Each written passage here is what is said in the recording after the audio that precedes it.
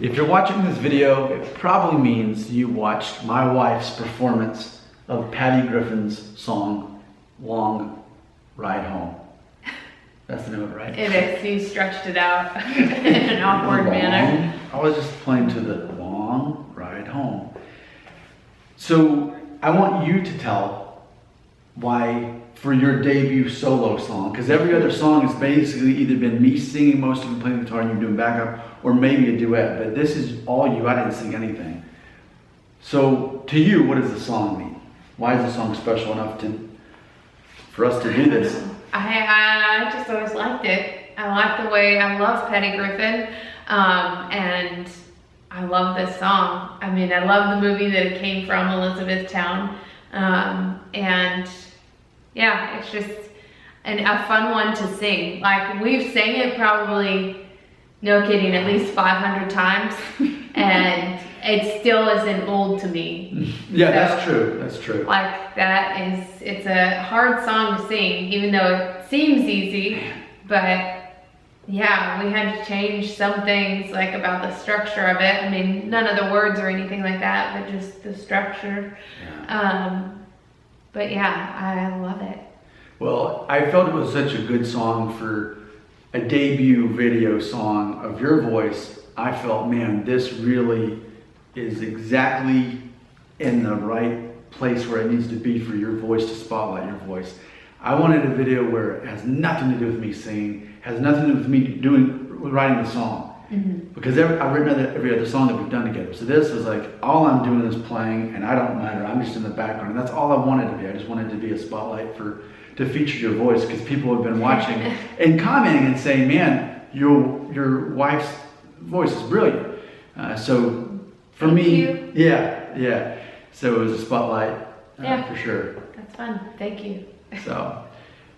So from my perspective, the reason I opted, because I guess it was technically my idea that we do this song. Yeah. You had mentioned it for years, but for me, in theory, part of the reason we met was because of the soundtrack for Elizabethtown, because we met at a taping of CMT Crossroads, and let's see, that song obviously wasn't the group that played, but because I had the soundtrack, one of the people playing Lindsey Buckingham, that was on the soundtrack. Well, that song was on that soundtrack. So only because I had the soundtrack did I end up going to that event where we met. And so I was familiar with all the songs. I loved all the songs from Elizabethtown. Not that it was this greatly revered movie, but we've always liked it. And it was until we watched it recently and we were like, ooh, it wasn't that great. It wasn't as awesome as we imagined it, but it was one of the few mutual movies and soundtracks that we owned before we knew each other. So when we got married, and we're like, okay, what do we have the same of? Elizabethtown soundtrack, and you might have Which is just weird. I had the DVD and the soundtrack, and it's just an obscure movie that's not that great now, but we both really liked it at the time. I think and the soundtrack is just amazing. It's a double soundtrack. There's actually two parts of it, and so that's how we knew about the song.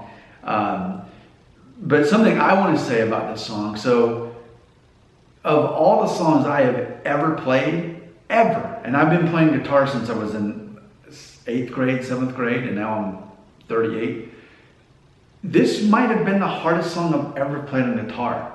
And something we discovered in trying to do this song is the timing. It's like doing a mathematical formula that's constantly evolving. It's not a predictable cadence. It's not that the tempo changes, it's just that usually there's a certain predictable formula when you know when to come in. And even for me, when I know how much to play before she's singing. And I think that was one of the things that messed us up the most, all the many times we practiced and rehearsed for the song. Yeah, even last night, we were still like, we skipped a few days and do this and that, that was the first time we skipped a few days, and we had to start over, wait, how many times did I do? So ultimately what I ended up having to do was basically just compose the song in a way that mathematically made the most sense. It still was difficult, but for example, when in the studio version of it by Patty Griffin, it's something like this.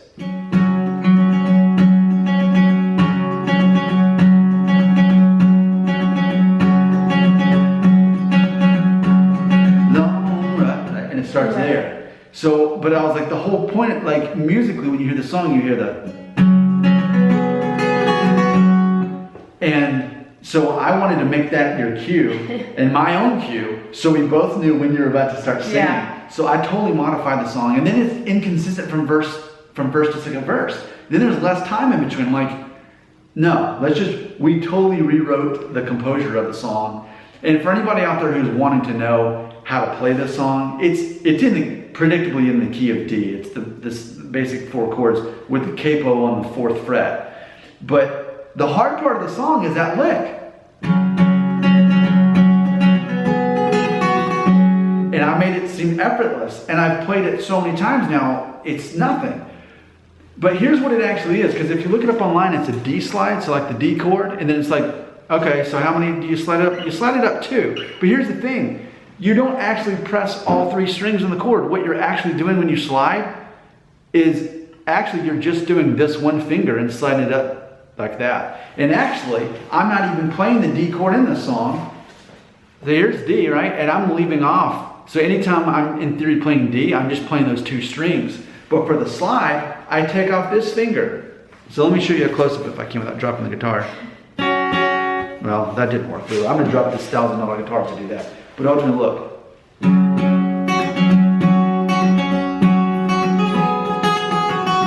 It's just one string for the slide. And like I was watching other videos and they didn't do it right, it didn't quite sound right. And from the literally hundreds of times we've practiced it, I accidentally stumbled into, oh, I play less strings. That's the whole point. And then it makes more sense. I'm so relieved we got this done. Because, I mean, we've recorded 4 songs together before this one. I had written them all. And just when you write a song, like you have control over it. Like you know this song. But that one, like, that was out of my comfort level as the guitarist. Yeah. And I guess for you, like you said, like the timing was tricky for you as well. Yeah, once we got that figured out, it was easier, but still there are things, the way your voice goes up and down and adds flavor to it. It's tricky. I do feel though, that like, and I'm sure this song will be well received. They're gonna love your voice. But I feel like I am just so glad we don't have to do this anymore. Because it was like taxing. Like, it's fun to be able to do a song together. Yeah. But it was homework. Like, there were some nights where like, okay, are we gonna practice tonight? Yeah. Because it's like, for me, I've written like 3 songs in the time we've been practicing this one. And I'm like, no, I can't enjoy releasing my new material until we get through this.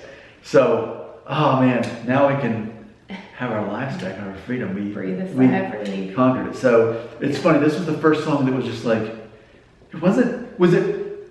it's fun to be able to do it. Yeah. It's fun to be able to sing it. Like once we got it and nailed it, then it's like last time we were singing and I started thinking about something else and then like I was still singing it, but then I like missed a verse because I was thinking about something else.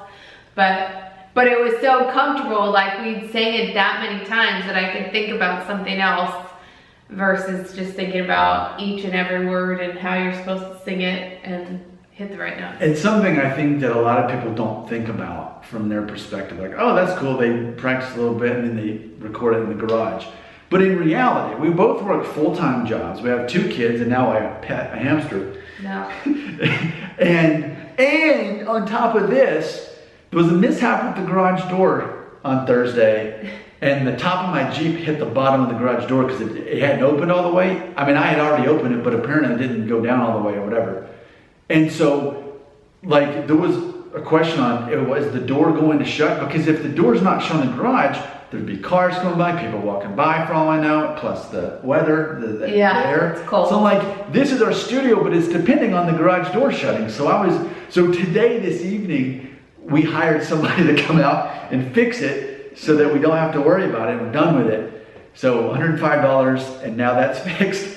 But all of the, like even just getting the timing for us to both to show up and like have enough energy to even practice. Right. We did it. Man, all right. Feeling accomplished. Yes, all right. So now we'll move on to some more original songs. And I'm happy for all the positive feedback that's coming your way. For my wife's song, all I did was play guitar. It's all my wife, and I wanted a song that really showcased her voice. So Yeah. I know you'll love it. Hopefully you like it.